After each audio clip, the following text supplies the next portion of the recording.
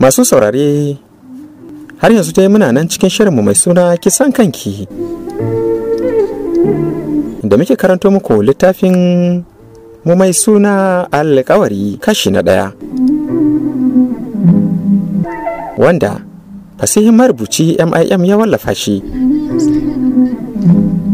Sunana Muhammad Aso Kelefe. Idan yanzu ne farkon zuwan ku wannan tasha ta Rimi Online TV, ku danna subscribe da liking, ku yi share, sannan ku danna ƙararrawa domin sanar da ku sabbin shirye-shiryenmu da zarar mun ɗora.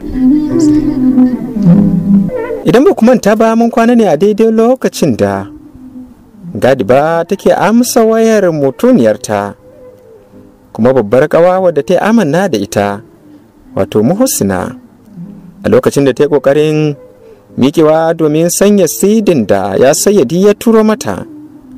Hajiya ta bankaɗo labulan da ke falon ta kuma wuce ta nufo ɗakin Gadiba ɗin, inda a ƙarshe ta ɗauki hijabin ta fita. A nan maka kwana, yanzu kuma za mu ci gaba. Gadiba tana ɗaya daga cikin 'yan mata waɗanda suka fi kowanne ƙoƙari a makarantar da suke. Mabociyar karatun addini ce, sai dai tana da ƙawaye waɗanda iyayensu ba su kai iyayen Gadiba ɗin zama attajirai ba, kuma sukan yi wasa da tunanin ita Gadiba ɗin. Duda ta ɗan ba su tazara a shekarun da take da shi, sai dai kuɗi na sake ziga zuciyar Gadiba ta aikata komai don ganin in ta ba komai ba ne. Mahaifin Gadiba yana matukar santa fiye da yadda ake kallon uwa tana son dukkanin abin da ta haifa, sai dai hakan kuma baya hana idan ta yi kuskure ya yi mata faɗa. To amma fa duk ƙwaƙwalwar so da ƙauna da Alhaji yake yi wa wannan ya tashi, wato Gadiba, to yana iya yi mata tsawa ta bazata a lokacin da bata yi tunanin hakan ba. Sai dai tana da wata larura. A duk lokacin da aka yi wa Gadiba faɗa, takan wuni a cikin zazzaɓi. Hakan yana tayarwa da Alhaji hankali matuƙa, shi yasa yake lallaɓa ta tamkar ɗanyen ƙwai kuma sabo a lokacin da ya faɗo.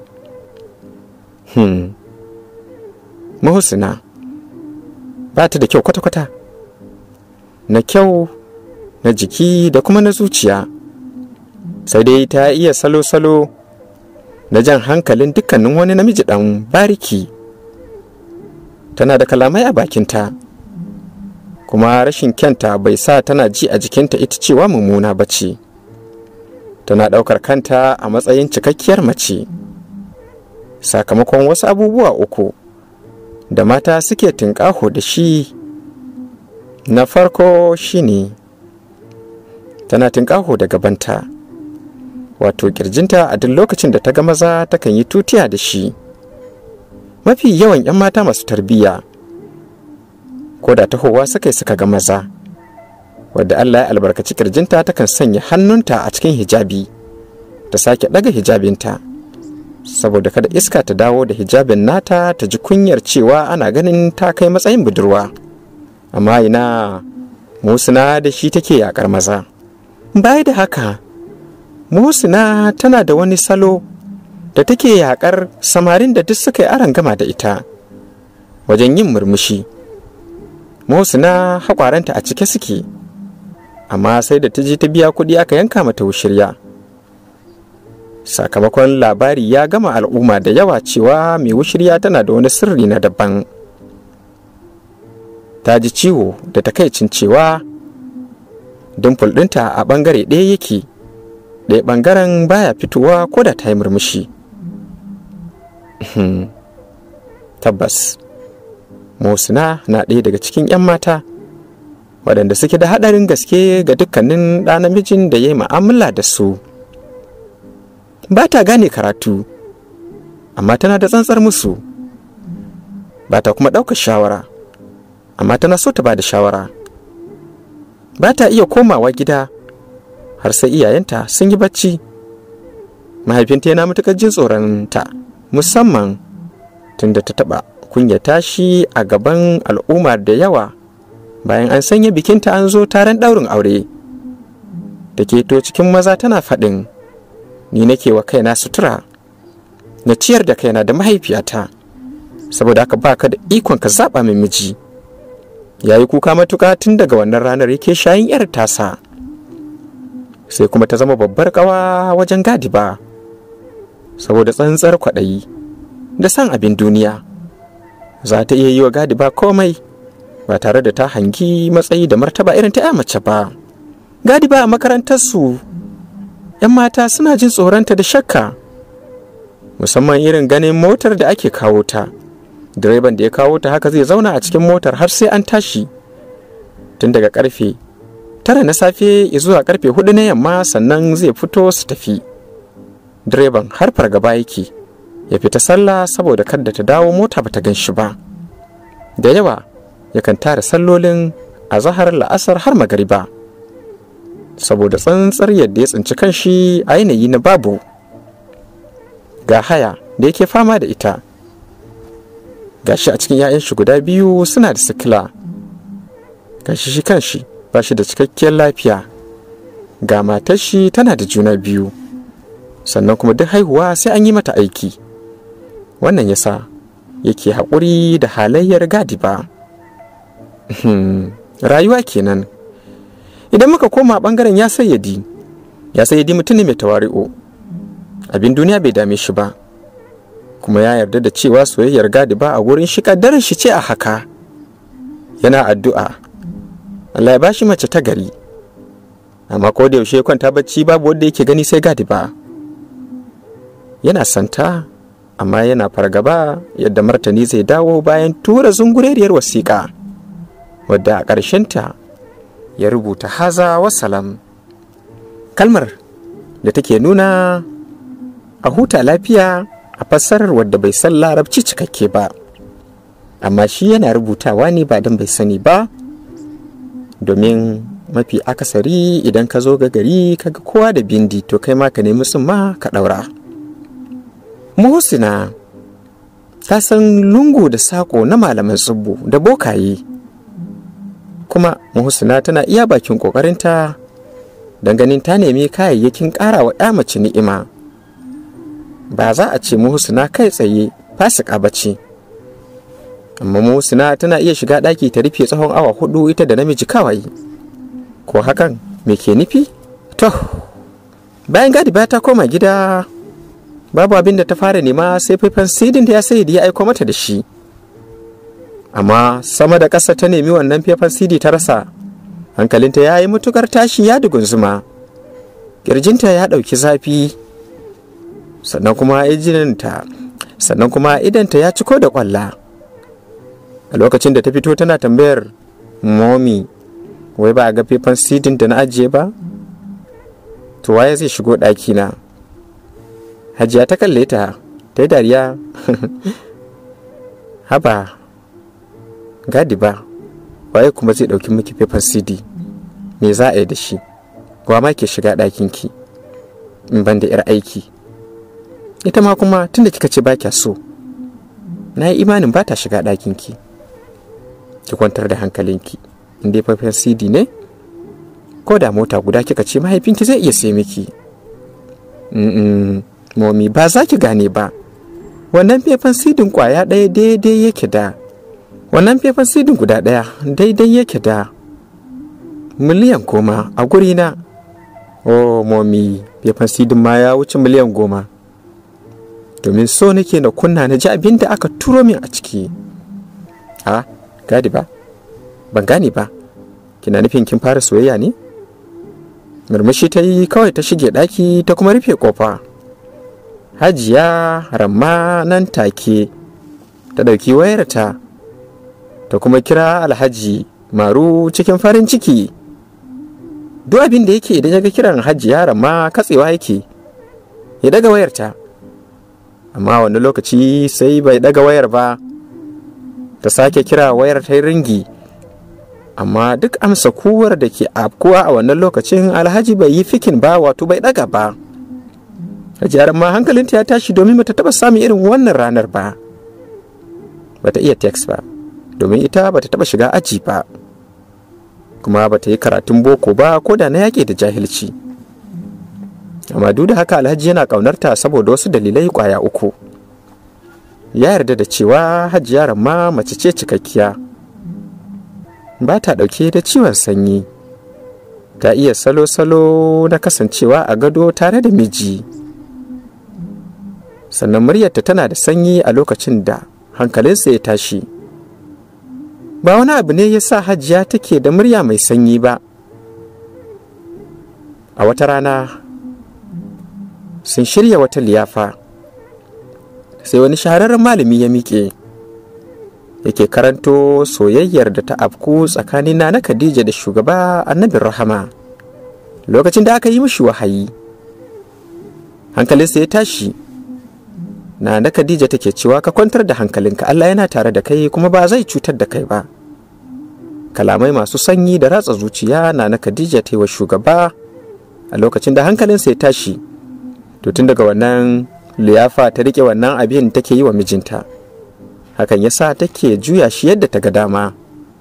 Ashe kenan akwai sirri a cikin kyawawan kalamai masu taushi a lokacin da hankalin miji ya tashi. Wannan yasa ta zama masa tamkar yawun da ɗan adam yake haɗiya a lokacin da yake ji makogoron shi a bushe. Gadiba bayan ta shiga ɗaki, zuciyarta na ta kiyasta mata. Yanzu idan ya sai di a cikin sidin nan cewa yana so na kamar yadda ya rubuta a wasiƙa, zai fa iya yiwuwa ba iya ni kaɗai ya baiwa wannan faifan sidin ba. Shin idan ya sai ya saka shi a kafar sada zumunta ya ce yana so na, ba ya zubar min da mutunci ba kuwa? Mahaifina attajiri ne, mahaifiyata ta zama hamshakiyar mai dukiya. A kalle ni, mutumin da kullum yake sanya jallabiya guda ɗaya, hular shi guda ɗaya ce, takalmin shi ya sha ɗinki, ya ce yana so na, wannan mareni ne. To amma kuma ai ba abin mamaki ba ne, idan ya sai ya ce yana so na ma, ai ya yaba. Ban taɓa samun wani ɗa namiji da ya furta min ba. Shin tsorana maza suke? Ko kuwa suna kallon iyaye na attajirai ne? Shin a duniya mahaifi zai iya aurar yashi ne? Zancen zucin nan da nake yana nema ya zartar da ni. Kowa iya nan ya sayyadi ya jefa na cikin wani hali, ba kuma zan haƙura ba, sai na keta mishi mutunci. Yanke wasu wasunta ta yi da tunani da kuma zancen zucinta. Ta fito ta kwallawa direba kira cikin tsawa, ka zo ka kai ni makaranta. Bayan ya buɗe mota ya ce, Hajiya Gadiba makaranta yanzu kuma? Yau fa Alhamis. Ni za ka gaya wa Alhamis cewa ne ka kai ni islamiyyar mu. Bai yi musu ba, ya shiga mota ya kuma dannar bus. Oh, so kake ka halaka ni ko? Ya juya ya ce mata, a yi haƙuri, me yasa kake kallo na ta gilas? Kaga idan fa ba za ka iya aiki a gidan nan ba, kai ne na 11 waɗanda muka canja, kai ma za ka iya kama gabanka. Cikin lallami ya ba ta haƙuri kashi na 2. To mu je. Suna zuwa, ta buɗe ƙofa ko gama tsayawa bai ba. Ta shiga cikin makaranta kuma ta yi sa'a ta iske ya sayyadi a zaune a lokacin da yake ta karata alkur'ani. Sai jikinta ya sanyi ganin abin da ke hannun shi, kuma yana kan daidai surar nan da take nuna. Wato ɗan adam da yawa yakan yi amfani da surar a lokacin da ya ɓata wani rai. Inna Allaha ma as-sabirin ta zo ta daidai kan gabar da ta tsaya a kan shi. Jikinta ya yi matuƙar sanyi sosai, amma sai ta ce mishi, ya sayyadi wajen ka na zo. Bai dago kai ya kalle ta ba sai da ya karanta wannan addu'ar. Na san za ku bi ni ku ji kowace irin addu'a ce. Addu'a ce da annabawa suka yi ta a lokacin da suka tsinci kansu a irin wani yanayi. Duk wata take karanta wannan addu'ar to ko kishiya za a yi mata, kishiyar idan ta zo ba za ta cutar da ita ba, kuma za ta zama ita ce garkuwa a wajen mijinta, ta zama ita ce tauraruwa. Kuna neman faɗa addu'ar ko? Sannan a hankali ta ci gaba da kallon shi, yana karanta wannan addu'ar a cikin zuciyar shi. Ina magana, amma ko saurare na baka yi ba. Sai sake ɗaya addu'ar da Annabi Ibrahim ya yi ta. Sai sake ci gaba da karanta addu'ar da Annabi Ibrahim ya yi, da kuma addu'ar Annabi Ayuba. Waɗannan addu'o'i sun yi matuƙar tasiri wajen kwantar da hankalin Gadiba. Ta ce mishi, ba na son na ci zarafin dukkanin wani ɗan adam, domin Allah ya ce ya karrama ɗan adam, amma bai kamata a ce ka tura min da wasiƙa ba har da faifan CD. To ba wani abu ne ya kawo ni gurinka ba, so da ke ka sake bani kwafi ɗin CD da ka tura min. Ya Saidi ya ce, CD ba ni na tura miki ba, sai dai idan wani ne ya haɗa wannan kuma ya tura. Oh, kana nufin cewa ba kai ka tura min CD ba, to wace ka tura min da wasiƙa? Ki kwantar da hankalinki, wasiƙa ne na tura miki, kuma ina da kwafi ɗinta, amma CD na rantse da wadda maganarsa ce a cikin littafin da ke hannuna, ba ni na tura miki ba. Gadiba ta sake shiga wasu wasi na cewa to sidin waye tura, kuma ga sidin ya bata. Hankalinta ya tashi, ta sake juyowa mota ta kalli direba, ka da ni gida kuma ka tafi a hankali, sannan kuma ba na so ka kunna AC, ka sanya min waka ta turawa mai sanyi wadda za ta sake kwantar min da hankali. Haka kuwa aka yi, ya sanya mata waka mai sanyi, suna tafe tana sake nazari. Haka suka nufi gida, sai da suka dab da zuwa kofar gida, mai gadi yana kokarin bude gate. Sai ta ce, taka birki, ina so ka kai ni wajen Hudat. Godan, ka kai ni gidan su Mulaika, domin ita ce kawar da za ta iya kamun mafita a halin da nake ciki. Mulaika ɗaya ce daga cikin ƙawayen Gadiba. Mulaika babu abin da tafi ganewa a makaranta kamar hadisi, domin ayoyin Alƙur'ani suna ba ta wahalar gaske wajen riƙewa. Mulaika ta yi sauka, ta kuma yi hadda, ta zama hafiza. Sai dai Mulaika bata ba wa Gadiba amanna ba wajen ƙulla ƙawance, sakamakon iyayenta talakawa ne fitik. Mahaifinta sai ya fita yake samu abin da za a ci. Ba ta da buri kwata-kwata a zuciyarta da kulla alaka da 'ya'yan masu kuɗi. Mulaika tana ɗaya daga cikin mata waɗanda ta kare mutuncinta, ba ta da kwaɗayi. Wannan yasa samarin layi suke kallonta a matsayin mai girman kai, har ma ake yar mata da magana. Yar talakawa sai girman kan tsiya. Haka wani saurayi duk lokacin da ta fito yake faɗa, amma bata taɓa juyawa ta kalle shi ba, domin tana amfani da karin maganar da ake cewa kare ba zai maka haushi ka juya karama ba. Mulaika tana da kima da daraja a gurin duk wani ɗa namiji wanda isan kima da darajar ya mace. Mulaika tana amfani da wasu tsare-tsare na addinin Islama wajen sanya dogon hijabi, ta sanya safa a kafarta, ta sanya niqab, sannan takan tafi sannu a hankali. Mulaika ba kowane namiji take yi wa magana ba. Idan ta zo za ta hau babur mai kafa uku, daga maza biyu a ciki za ta fasa hawa. Mulaika ba ta hawa babur mai kafa uku sai ta samu canji. Idan wajen naira 50 ne, take da naira 40 kafin ta hau za ta faɗa. Mulaika ba ta fiye cin 'ya'yan itatuwa ba, domin tana da ƙarfin sha'awa, wadda hakan yakan sanya ta faɗawa cikin wani irin yanayi. Mulaika ba ta fiye son jin muryar mazaje ba, domin kunnuwanta suna isar da saƙo zuwa kwakwalwarta, wadda zuciyarta kan raya mata cewa ta yi aure, kuma babu wani ɗa namiji da ya taɓa zuwa zance gurinta. Mulaika takan yi mugayen mafarkai, musamman ma na ta yi aure, daga an taro ana biki. Mulaika tana yawan yin azakar, amma tana da larura guda ɗaya. Ma'abociyar son jin waƙoƙi ce da son yin lalle. Sai dai hakan ana zargin Mulaika aljanu ne suka aure ta. Mulaika daidai lokacin da Gadiba ta zo gidansu tana karanta wata addu'a ne wadda ita take ba ta mafita daga shafar aljannun da ake zargi. Takan karanta ayatul kursiyu da kuma laqad ja'akum a duk lokuta da dama. A ƙarshe idan ta karanta wannan aya, akwai wani guri da take yawan maimaita shi sau 7, wadda dukkanin macen da take maimaitawa to sun yi bankwana da tashin hankali, ɓacin rai da kuma rashin samun miji na gari. Na san masu bina za su ce wace addu'a ce.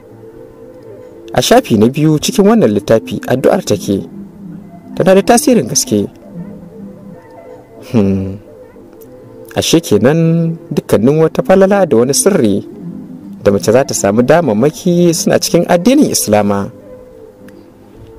Gadiba ta shigo gidan cikin gaggawa. Mulaika, Mulaika. Mulaika bata amsa ba. Zarcewa ɗaki su ta yi, wadda ɗakin kawai an sanya masa asabari ne, ba shi da murfin kofa. Haba Mulaika, ban taba zuwa gidanku ba, amma yau na taso na zo, amma ki amsa min sallama ma abin ya gagara. Ban san ki da haka ba. Ko kin manta da hadisin da yake cewa ka so wa ɗan uwanka abin da kake so wa kanka? Mulaika, na cikin tashin hankali. Mulaika, ki taimaki rayuwata. Mulaika, babu abin da na nema na rasa a duniya, amma yau wani abu ya saka ni a rudani. An aika min da faifan CD wadda nake zargin shi ya aika ya ce ba shi bane. Ban kuma ga faifan CD ba, ban san me aka sa a ciki ba. Mulaika, yaya zan yi? Kallarta ta yi ta ce abin da yasa na ki miki magana bi ki min sallama ba. Kuma kin keto cikin gidanmu, kin wuce mahaifiyata tana tsintar shinkafa ma ko ki kula ta. Ba zan iya rayuwa da ke ba Gadiba, ga dukkanin mutumin da ba zai ga darajar mahaifiyata ba. Ba zan iya yin mu'amala da shi ba. Ina son mahaifiyata, ina son mahaifiyata fiye da yadda nake son kaina. Mahaifiyata tana ƙaunata, kuma tana kukan rashin mahaifinmu. Ki yi haƙuri, ki fita daga gidanmu, ki tafi daga gidanmu. Gadiba ta kalle ta. Furcinta na farko shine, wannan gidan naku da ko murfin kofa babu? Dan na zo gidanku shine zaki min haka? To wallahi sai na sa mahaifina ya mai da gidanku gidan biredi. Ba komai, shi Allah shi yake azurtawa. Hatta juya baya za ta tafi, sai Mulaika ta ce mata, juyo ki gani. Ta juyo da fuskarta. To ma saurare, sai ku bi mu a ci gaban wannan littafi mai suna Alƙawari, kashi na 1, wata fasihin marubuci MIM ya wallafa shi domin jin juyowar da Gadiba ta yi mai Mulaika ta nuna mata. Naku Muhammad Muhammad Asoke Lefe nake cewa saduwar alkhairi.